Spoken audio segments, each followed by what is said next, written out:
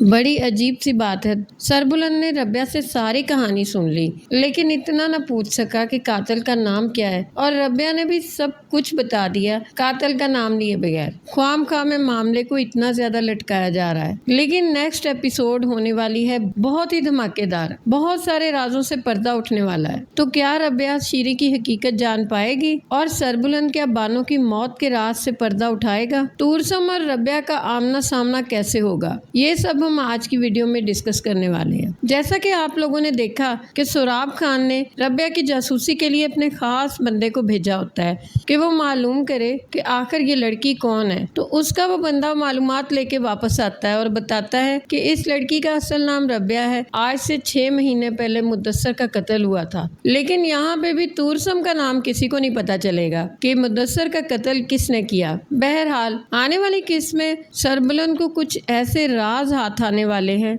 जिससे उसको ये शक हो जाएगा कि बानो जिस दिन गायब हुई उस दिन यहाँ पे कोई संगीन मामला हुआ था। सोराब खान का बेटा क्रिकेट खेल रहा होगा, वो सरबुलंद को बॉलिंग करवाने के लिए कहेगा। उसकी बॉल काफी दूर चली जाएगी, वो अपनी बॉल लेने जाएगा, सरबुलंद भी उसी के पीछे होगा। तो ये दोनों उसी एरिया की तरफ चले जाएंगे जहाँ बानो का कत्ल हुआ था। वहाँ पे सरबुलंद को कुछ खून के छींटे मिलेंगे। वो उन्हीं की हवेली के कुछ पुराने कमरे होते हैं जहाँ पे शीरी और सोराब मुलाकातें करते थे। हो सकता है कि सरबुलंद कमरे के अंदर जाके सारा कुछ देखे, क्योंकि शीरी और सोराब ने अब मिलने की जगह बदल ली होती है। तो वहाँ पे सारे सबूत तो मिटा दिए गए होंगे, लेकिन फिर भी जैसा कि हमेशा होता है कि खून कभी छुपता नहीं, तो सरबुलंद को वहाँ पे कुछ ऐसी निशानियां मिलेंगी जिससे उसे लगेगा कि यहाँ पे कुछ संगीन मामला हुआ था। वो सोराब खान को अपने पास बुलाएगा, क्योंकि जिस एरिया में सोराब खान रहता है ये जगह भी वहीं पर है। वो सोराब खान को बोलेगा कि आज मैं आपसे आपका भाई बन के नहीं बल्कि बहैसियत सरदार बात कर रहा हूँ। जिस रात बानो गायब हुई उस रात क्या कोई संगीन हादसा हुआ था? सोराब खान पहले तो हिल के रह जाएगा कि सरबुलंद को ये सब कैसे पता,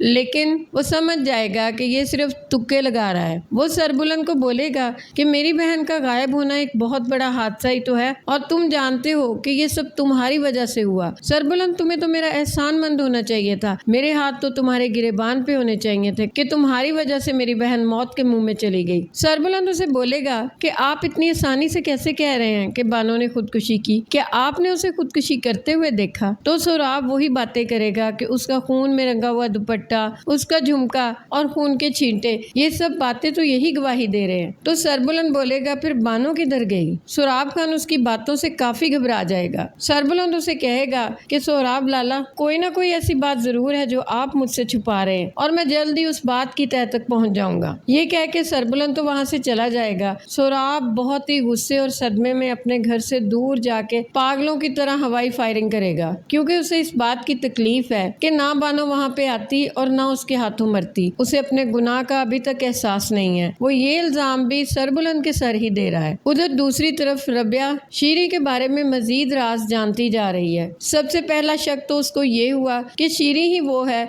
जो सरदारों के खाने में जहर मिलाती है, जैसा कि पहले शेरदिल के साथ हुआ। इसीलिए वो सरबुलंद और बीजान के खाने पीने का इंतजाम अपने हाथ में ले लेती है, जिसकी तकलीफ शीरी को होती है, क्योंकि वो तो सोराब के कहने पे सरबुलंद को जहर देना चाहती है। वो सोराब को सारी हकीकत बताती है और उसकी थोड़ी बहुत बातें रबिया सुन लेती है। उसे ये तो नहीं पता चलता कि वो किससे बात कर रही है, लेकिन इतना पता चल जाता है कि ये किसी से मोहब्बत करती है और उसी से बात कर रही है। रबिया किचन में जाती है तो सारी मुलाजमाएं होती हैं। वो उनसे पूछती है कि आप लोगों के पास भी फोन होगा? तो बाकी मुलाजमाएं कहती हैं कि नहीं, हमारे पास तो फोन नहीं है। रबिया हंसते हुए शीरी की तरफ देखते हुए कहती है कि शीरी के पास तो फोन जरूर होगा, वरना ये अपने मंगेतर से प्यार भरी बातें कैसे करती? शीरी चौंक जाती है। वो रबिया को जितना सीधा समझती थी इतनी वो है नहीं। वो काफी परेशान होती है कि अगर इसने मेरी सारी बातें सुनी है तो क्या इसे पता चल गया कि मैं सोराब खान से बात कर रही थी? उसे जल्द से जल्द ये बात सोराब खान को बतानी होती है, लेकिन जैसे ही वो ये बात सोराब को बताएगी रबिया इस मामले की तह तक पहुंच जाएगी। वो इसकी बातें सुन लेगी। जबकि दूसरी तरफ गुलमहर टूरसम को बहुत समझाने की कोशिश करती है कि आज तक उसकी जिंदगी में जो मुसीबतें आई हैं वो उसके अपने मामू जाफरान खान की वजह से हैं। वो इसे गुस्सा दिलवाता है और बाद में इसको यूज करता है अपने मकासद के लिए। गुलमहर जानती तो बहुत कुछ होती है, लेकिन टूरसम उसकी बात ही नहीं सुनता। वो तो उसे बताना चाहती होती है कि तुमने अपने भाई शेर शेरदिल का कत्ल नहीं किया,